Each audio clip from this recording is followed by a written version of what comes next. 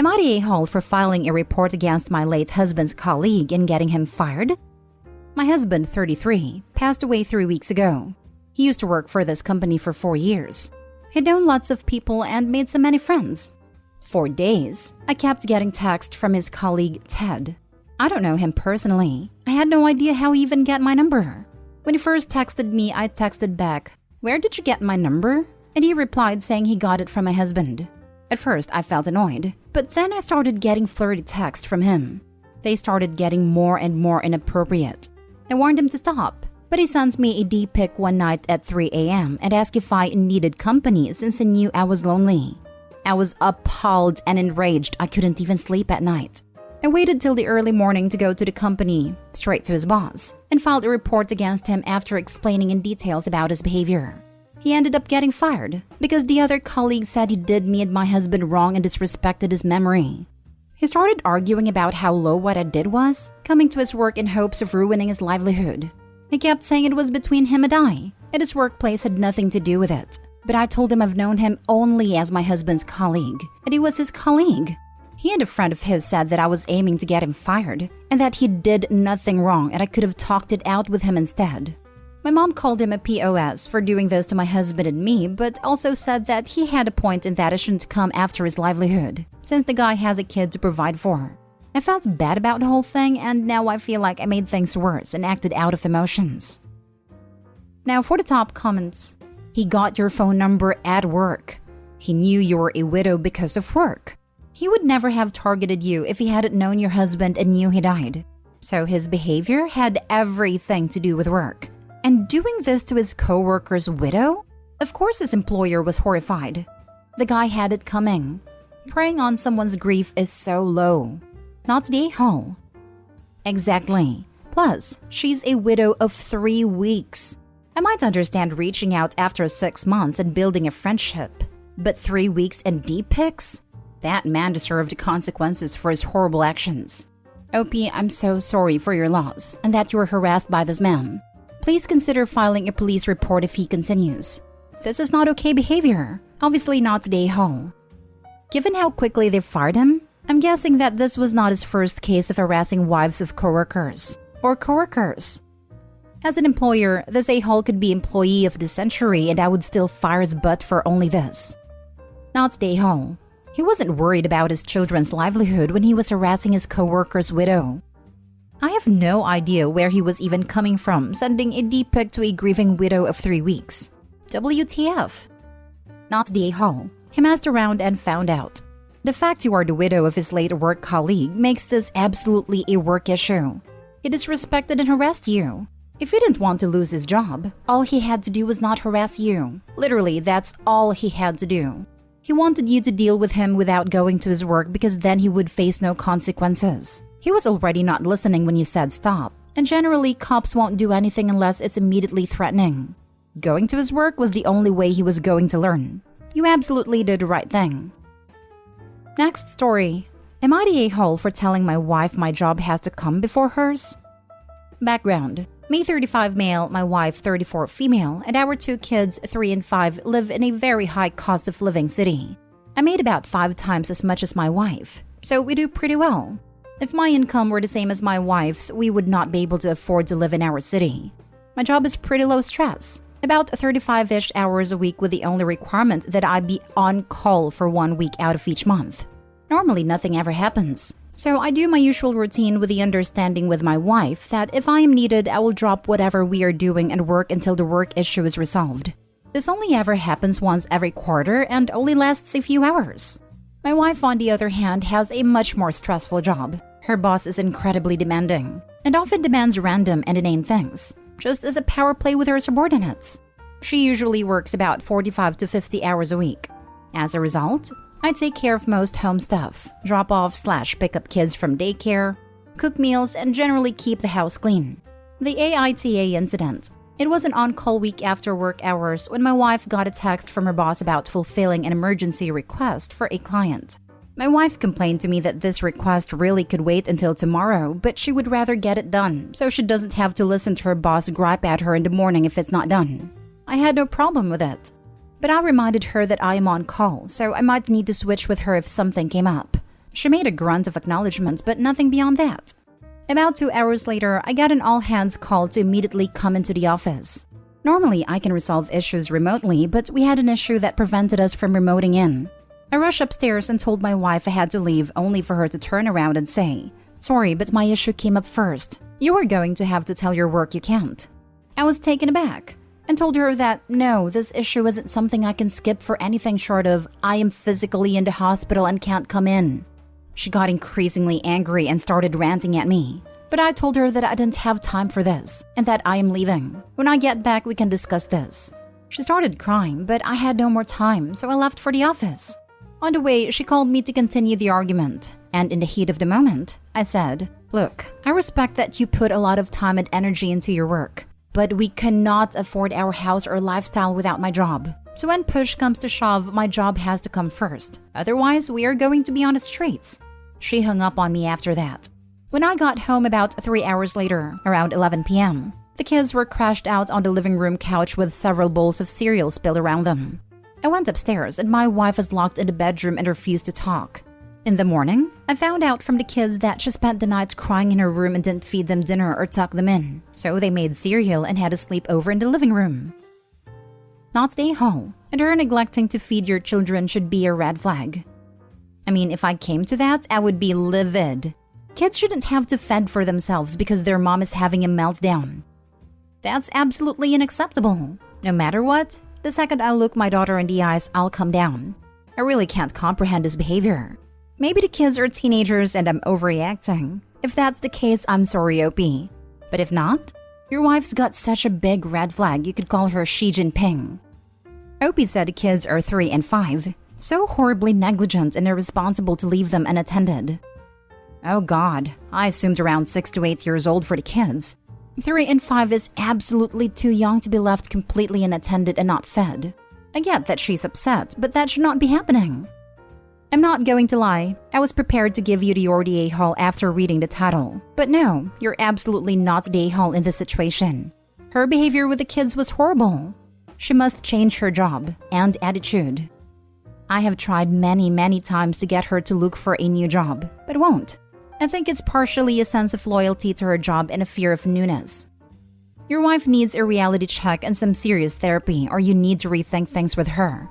She deliberately neglected your children because she was butthurt. This definitely sounds like mental breakdown, particularly the fear of change and the crying all night. She definitely needs to get herself in therapy to fix this. Next story is titled, "Am I the a-hole for not wanting to be a stay-at-home mom and find a job instead?" My husband's father passed away recently. He grew up on a large farm in Kansas, and him and his mother inherited a farm. My husband, John, 24 male, and I, 21 female, met while he was living in New Orleans, attending Tulane on athletic scholarship, and I was working as a waitress. We fell in love and he proposed quickly. We married a few months ago, and I'm currently 3 months pregnant. We've been living in NOLA, but since his father's passing, his mother needs help with the farm, and he suggested we move there and it will be better for the child to be raised on a farm anyway. I didn't really want to do that, but I agreed as I knew how much it meant to him. When we got there, I was surprised how big and isolated the farm was. My husband and I share one car and his mother has another. I asked to take the car the other day to go to town to look for jobs, but he sat me down and told me it wouldn't be very practical for me to have a job at the moment because we only have 2 cars for 3 people, and they can't spare one for me to take for 8 hours a day, and they can't drive me to and from work when there's so much to be done on the farm. I wasn't very happy about that, but it made sense. So I looked for some jobs online, and when we were eating dinner, I started the subject again, saying that I think I will look for some work from home jobs, but I will need stable internet connection and ask if there's any way we can change providers, as it's a bit slow. He told me all work from home jobs are a scam and he doesn't want me falling into a trap, and that he needs the laptop available at all times to communicate with his customers. I was devastated, but didn't want to argue, and I understand that his work is currently supporting us all, including his mother. We had a small family gathering, and his sister and sister-in-law asked me why I didn't want to be a stay-at-home mom. I explained them everything, and they told me I should think of my family first, that all kids in this family are raised by a stay-at-home mom, and I should just go with it and everyone will be happier. I said that I would get bored, and I need a job to help supporting us, but they kept telling me that I should listen to my husband. When everyone left, John came to our bedroom and we had our first massive argument. He told me I embarrassed him in front of his family. He told me he can't believe how heartless I am being, and that I clearly don't care enough for our baby to stay home and raise him. He called me an a-hole and told me it's best if I slept in the guest room for a few nights. He hasn't spoken to me since, and his mother told me I hurt him and all of them by refusing to carry on family tradition of being a stay-at-home mom, and that I am bringing shame to him, showing that he can't support his family. And I am torn. I thought I knew what I wanted, but everyone is telling me otherwise and my head is a mess. Am I really the a-hole for wanting to find a job? Is it really that wrong of me? I thought I was right, but now I'm doubting myself. Now for the top comments. This is screaming isolation tactics, not stay home. And then the argument and punishment for having her own opinion on what being a stay-at-home mom would feel like specifically for her. OMG. I'd be telling him, forget the guest bedroom. I'll stay with a friend.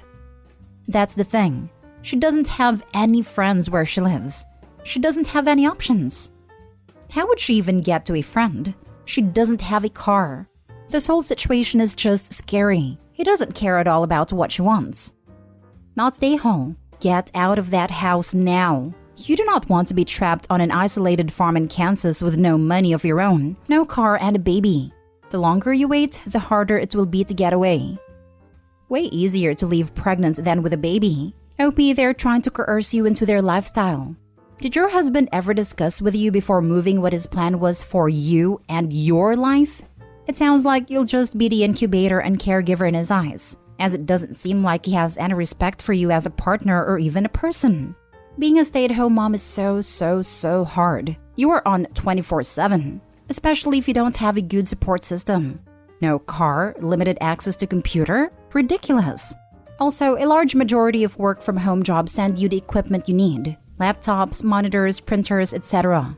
However, I wouldn't be surprised that if you were to do that anyway while living in that house, that they would sabotage it however they could. Really consider leaving. Doing it sooner rather than later. You can get the marriage annulled. Just file right away. Don't get stuck in this hell of isolation and being told how wrong you are for wanting to just live life. Now for the last story. Am I the a-hole for not wanting my girlfriend to decorate my apartment? I, 29 male, have been with my girlfriend, 24 female, for 2 years now. We have not lived together before, but she's currently 18 weeks pregnant, so I suggest that she move in with me once her lease was up. It ended at the end of June, so she's been living with me for almost 3 weeks now. Well, we get along well, and overall living together has been great. I've noticed that she started to change things around my apartment. She only brought a few things over since my apartment is fully furnished, so I understand her need to make it feel more like her space. Everything in my apartment is mid-century modern. It's a mid-century modern building and I bought the apartment because of how much I love that style.